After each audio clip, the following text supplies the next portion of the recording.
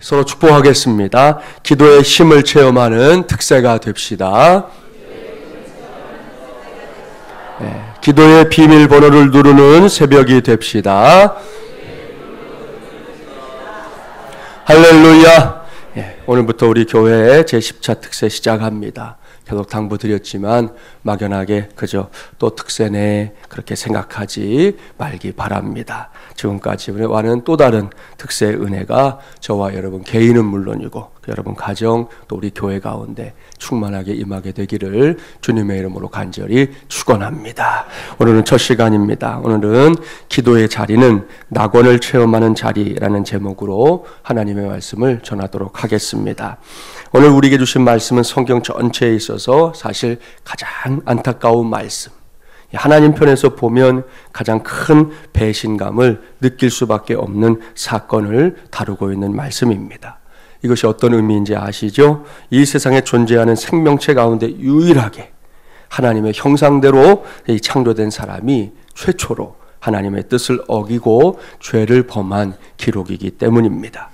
그 과정을 잠시 한번 떠올려 볼까요? 하나님께서는 태초에 하늘과 땅을 말씀으로 창조하셨습니다. 그런 다음에 땅 위에다가 에덴 동산을 창설하셨고 그 아름다운 동산에서 아담과 하와가 살게 하셨습니다.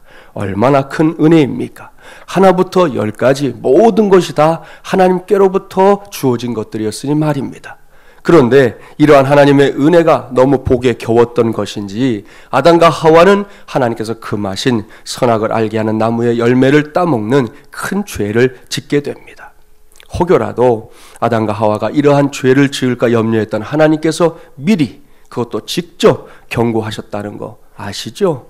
동산 각종 나무의 열매는 내가 임의로 먹되 선악을 알게 하는 나무의 열매는 먹지 말라. 내가 먹는 날에는 반드시 죽으리라. 자, 이 정도로 말씀했으면 이 말씀을 들어야 했는데 아담과 하와는 그러지 않았습니다.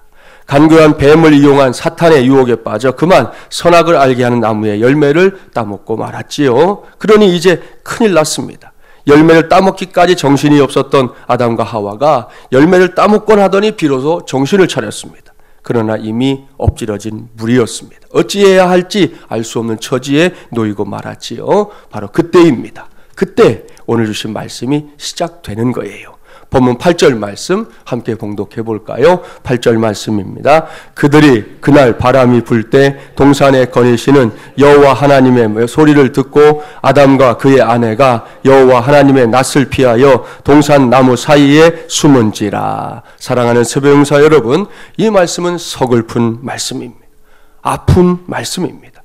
생각해 보십시오. 이 사건이 있기 전까지만 해도 에덴 동산은 낙원이었습니다. 그렇습니다. 사람들은 흔히 에덴 동산을 낙원이라고 표현합니다. 예수 믿지 않는 사람들조차도 에덴 동산 하면 낙원이라고 표현하기를 주저하지 않습니다. 그렇다면 왜 그것이 낙원이었을까요?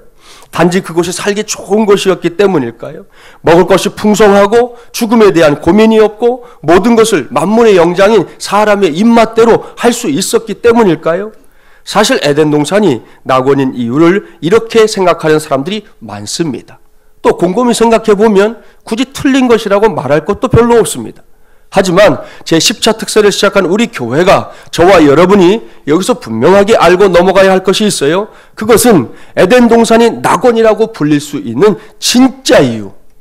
에덴 동산이 낙원이라고 불릴 수 있는 진짜 이유. 에덴 동산이 낙원일 수밖에 없는 이유가 따로 있다는 겁니다. 그것은 에덴 동산에서 사람들이 하나님의 임재를 너무나도 확실하게 그야말로 손에 잡히는 것처럼 알 수 있었고 체험할 수 있었기 때문이었습니다. 여러분, 이것이 에덴 동산이 낙원인 가장 확실한 이유입니다. 믿습니까? 할렐루야. 옳습니다. 낙원이라는 게 괜히 낙원이 아니라는 거예요. 뭐 많으니까 낙원일까요? 풍성하니까 낙원일까요? 그저 말하기 좋아서 붙인 이름이 낙원일까요? 아니라는 거예요. 괜한 환상을 불러일으키기 위해서 지은 이름도 낙원이 아닙니다. 반드시 기억하십시오. 그곳에 하나님이 계시기 때문에 낙원입니다. 그곳에서 하나님의 임재를 알 수 있기 때문에, 그것을 구체적으로 체험할 수 있기 때문에 그래서 하나님은 이런 분이라고 누구에게나 확실하게 말할 수 있었기 때문에 낙원인 것입니다. 그런데 이렇게 좋은, 심지어는 황홀한 낙원에 문제가 생긴 거예요. 그 문제가 뭔지 성경은 상세하게 기록해주고 있습니다. 방금 봉독했었던 본문 8절 말씀을 보세요. 사람이 죄를 지었지만 그 낙원 안에서 하나님의 임재는 여전했습니다. 이전에 비해서 달라진 게 단 하나도 없어요. 성경은 이렇게 표현합니다. 동산에 거니시는 여호와 하나님.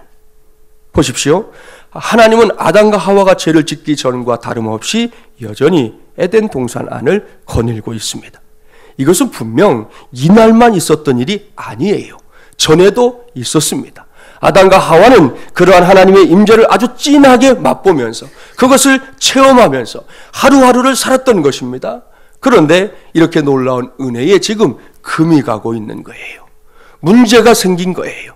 성경은 이것 역시 자세하게 기록해주고 있습니다. 여호와 하나님의 소리를 듣고 아담과 그의 아내가 여호와 하나님의 낯을 피하여 동산 나무 사이에 숨은지라. 아하, 통탄할 일입니다. 발을 동동 구를 만큼 안타까운 일입니다. 하나님 편에서는 아무것도 달라진 것이 없는데 여전히 하나님의 형상대로 지음받은 사람들을 사랑하고 그들과 함께 살기를 원하는데 사람들의 생각이 달라졌습니다. 아담과 하와는 일단 하나님을 피하고 있습니다. 전에는 하나님의 소리가 들리면 자리에서 벌떡 일어나서 자다가도 깨가지고 그 품으로 뛰어들어가서 안겼는데 이제는 아니에요. 하나님의 소리를 듣는데 마음이 불편합니다. 귀에 거슬립니다. 그래서 고개를 돌립니다. 그러더니 나중에는 아예 나무들 사이에 들어가서 숨어버리고 있습니다. 사랑하는 여러분, 여기서 성경이 딱 끝났다면 그 뒤에 벌어질 일들에 대한 우리의 상상은 거의 모두가 대동소이할 거예요. 이제 남은 일, 아담과 하와가 죽는 거죠.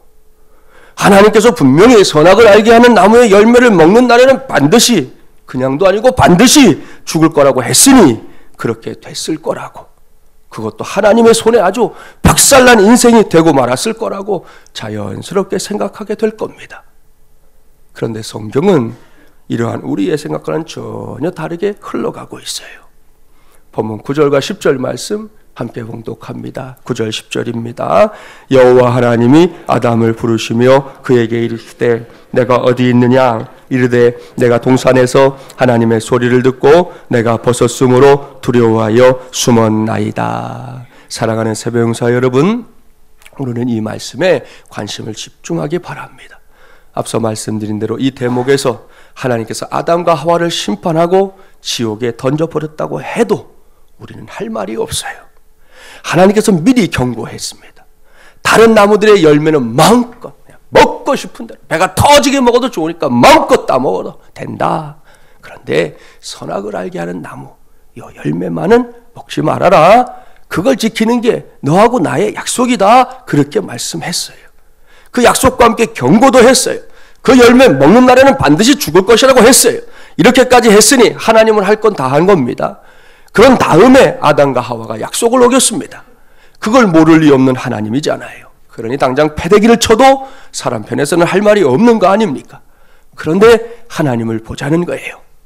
아담을 부르십니다. 어떻게 불렀을까요? 세 가지 보기를 드릴게요. 첫 번째는 국어책을 읽듯 할 수 있죠. 아담아, 내가 어디 있느냐? 그럴 수 있어요. 두 번째, 화가 났잖아요. 아담아, 내 이놈 어디 있느냐? 그럴 수 있잖아요. 세 번째, 아담아, 너 어디 있느냐? 여러분, 과연 무엇이 정답이겠습니까? 3번이 정답이지요. 분명합니다. 혹 어떻게 그렇게 장담할 수 있습니까? 목사라고 그렇게 막 말해도 됩니까? 그런 분이 있을지 모르겠어요. 이런 의문을 갖고 있는 성도들을 위해서 성경을 조금 더 읽어볼게요. 하나님의 마음이 3번이었다는 증거가 오늘 창세기 3장 21절에 있어요. 21절 말씀 함께 봉독해 보겠습니다. 21절입니다. 여호와 하나님이 아담과 그의 아내를 위하여 가죽옷을 지어 입히시니라. 아멘. 할렐루야. 사랑하는 여러분, 이 말씀이 어떤 말씀인지 알겠습니까? 이것은 아담과 하와가, 그러니까 사람들이 죄를 지었음에도 불구하고의 은혜입니다. 우리는 지금 하나님 앞에서 죄를 지은 아담과 하와를 만나고 있는 중입니다. 죄를 지은 그들은 하나님에게서 등을 돌렸습니다. 숲속에 숨어버렸습니다. 하지만 하나님은 여전히 그들을 사랑하십니다. 하나님께서 죄로 인해 두려워 떨고 있는 그들을 찾아와서 안타까운 심정으로 그들을 불러주고 있습니다. 게다가 친히 가죽옷을 지어서 입혀주고 있어요. 여기에 등장하는 가죽옷은 훗날 하나님께서 이루실 예수 그리스도를 통한 구원 사역의 예표로 꼽힙니다. 왠지 아시죠? 사람에게 입힐 가죽옷을 만들기 위해서는 분명히 생명을 가진 어떤 존재가, 어떤 존재였는지 기록에 설명이 없으니까 모르겠지만 적어도 어떤 존재가 반드시 죽어야만 하기 때문입니다. 가죽을 벗겨내는데 살아남을 생명체가 어디 있어요? 가죽을 벗겨내는 순간 죽는 것이죠. 여러분, 도대체 뭐가 이뻐서요? 하나님께서 신신당부하신 말씀이 분명히 있었는데 그 말씀을 어긴 아담과 하와가 도대체 뭐라고요? 이미 말씀하신 것도 있으니 단박에 죽이든지 아니면 다리 몽둥이라도 부러뜨릴 판인데 도대체 왜 아담과 하와에게 가죽옷까지 지어 입힌 것입니까? 이것은 사랑입니다. 우리의 경험이나 생각으로는 결코 쉽게 이해할 수 없는 우리 하나님의 아주 이상한 사랑입니다. 죄를 지었으니 밉고 괘씸한 거 사실이지만 그럼에도 불구하고 여전히 하나님의 마음이 사람들에게 가는데 어떻게 해요? 분명히 현상적으로 보면 안 되는 거야. 하지 말아야 맞아요. 그래야 모두가 더 수긍하기가 좋아요. 그런데 그 마음이 가는데 어떻게 가는데? 하나님의 마음이 계속해서 죄를 지은 인간이지만 내 형상대로 지은 내 자녀들을 향하고 있는데 어떻게? 막을 수가 없는 거지. 내 스스로도 통제되지 않는 사랑이 계속해서 흘러가고 있으니 어떡하냔 말이야. 그것이 우리 하나님이 우리에게 보여주고 있는 그 사랑의 속성이라는 것입니다. 결국 그 사랑이 다른 생명체의 생명을 빼앗아서라도 부끄러워 두려워 떨고 있는 사람들을 위해서 가죽옷을 지어 입히는 것으로 나타나고 있는 것입니다. 황송한 일이에요. 이렇게 황홀하고 놀랍고 나아가서 황송하기까지 한 일들이 일어났던 곳이 에덴 동산입니다. 낙원입니다. 그 후에 아담과 하와는 에덴 동산에서 쫓겨났지요. 그런데 여러분, 그것으로 에덴 동산의 역사가, 낙원의 역사가 끝난 것은 아닙니다. 저는 이번 제10차 특세를 준비하면서 우리 시대에도 여전히 에덴 동산의 역사가, 그 낙원의 역사가 이어지고 있다는 사실을 발견할 수 있었습니다. 그것이 오늘 제가 전하는 말씀의 제목이에요. 기도의 자리는 낙원을 체험하는 자리. 바로 이 제목 말입니다. 앞서 저는 에덴 동산이 낙원인 이유를 분명하게 말씀드렸습니다. 단지 환경이 좋아서가 아니에요.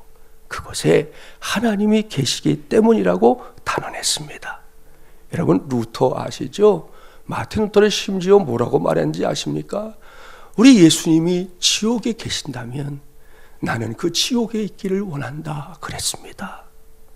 주님이 계신 그곳이 낙원이라는 거예요. 주님이 계시지 않으면 아무리 좋은 것들이라 할지라도 천국이 될 수 없다는 거예요. 주님이 있는 그곳이 천국이요, 그곳이 낙원이라는 말씀입니다. 여러분, 그렇습니다.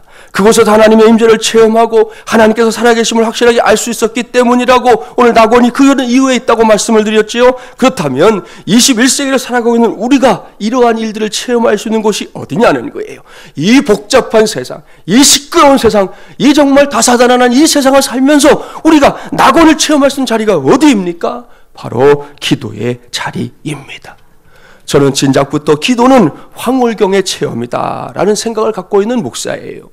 연예인을 좋아하는 사람들을 보세요. 자기가 좋아하는 연예인을 만날 때 그 사람들이 어떻게 반응하던가요? 대면 하던가요? 그저 그러려니 하던가요? 김수현이 나타났어요. 예? 여자분들이 가만히 있나요? 전지현이 나타났어요. 남자들이 가만히 있나요? 그런 법이 없다는 거죠. 난리가 납니다, 여러분. 그 순간에 많은 사람들이 성경을 몰라도 성경 말씀을 체험해요. 무슨 말씀 체험하는 줄 아세요? 사도 바울이 고린도서 12장에서 말했어요. 천국 갔다 온 경험을 말하면서 그랬잖아요. 내가 몸 안에 있었는지 몸 밖에 있었는지 나는 모르거니와 하나님은 아시느니라 그랬어요. 연예인들을 내 눈앞에 딱 보는 순간, 우리 애들도 나왔지만 얘들도 마찬가지예요. 내가 좋아하는 연예인 내 눈앞에 딱 나타나 보세요. 똑같이 경험해요. 내가 지금 몸 안에 있는지 몸 밖에 있는지 알 수가 없어요. 그런 경험들을 한다니까요. 연예인이 아무런 의미도 없이 내민 손, 사람이 있으니까 그저 내민 손 악수라도 한번 해보십시오. 바로 사극의 대사가 나옵니다. 성은이 만극하옵나이다. 이러고 나서 얼마 동안은 손도 씻지 않아요. 그뿐이 아닙니다. 연예의 눈빛 하나에 죽고 살고 합니다.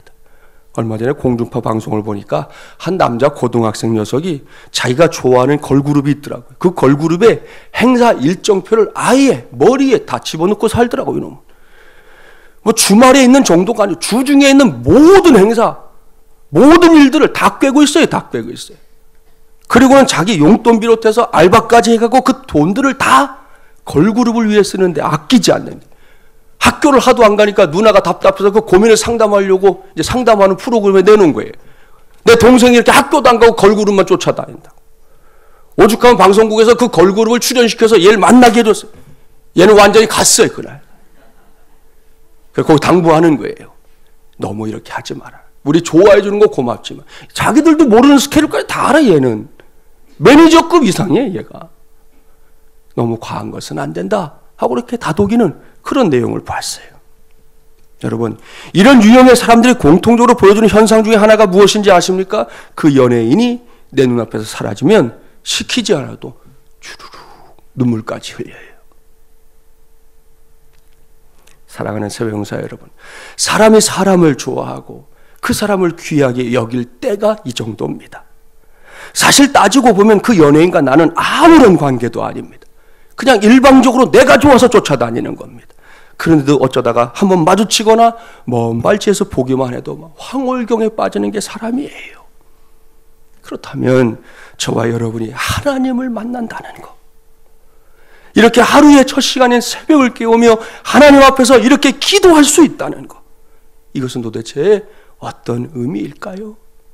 그저 그런 겁니까? 등 떠밀려서 하는 의무적인 행위입니까? 교회의 프로그램입니까? 아닙니다. 다 틀렸습니다. 제가 담임 목사로서 선포합니다. 이것은 황홀경의 체험입니다. 이것은 명백한 하나님의 임재가 있었던 낙원을 체험하는 것인 줄 믿습니다. 이 점에 있어서 저와 여러분의 생각이 꼭 달라지게 되기를 바랍니다.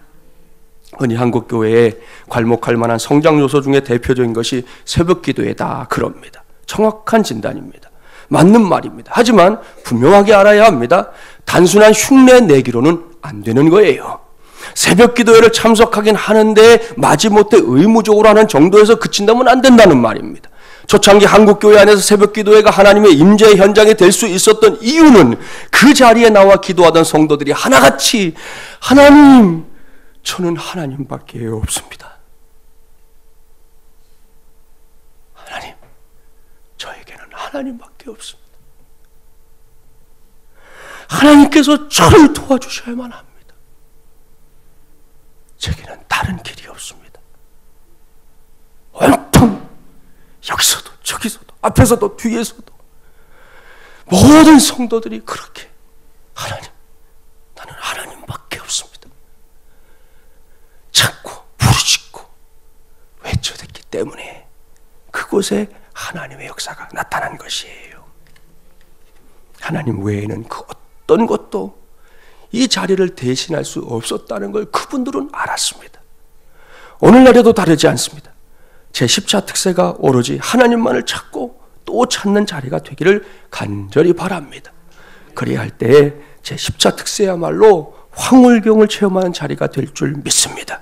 하나님의 임재를 통해 낙원을 체험하는 자리가 될 줄 믿습니다. 제10차 특세 첫날인 이 시간 이러한 믿음으로 우리 모두가 뜨겁게 부르짖어서 확실하게 응답받는 저와 여러분이 되기를 주님의 이름으로 간절히 축원합니다.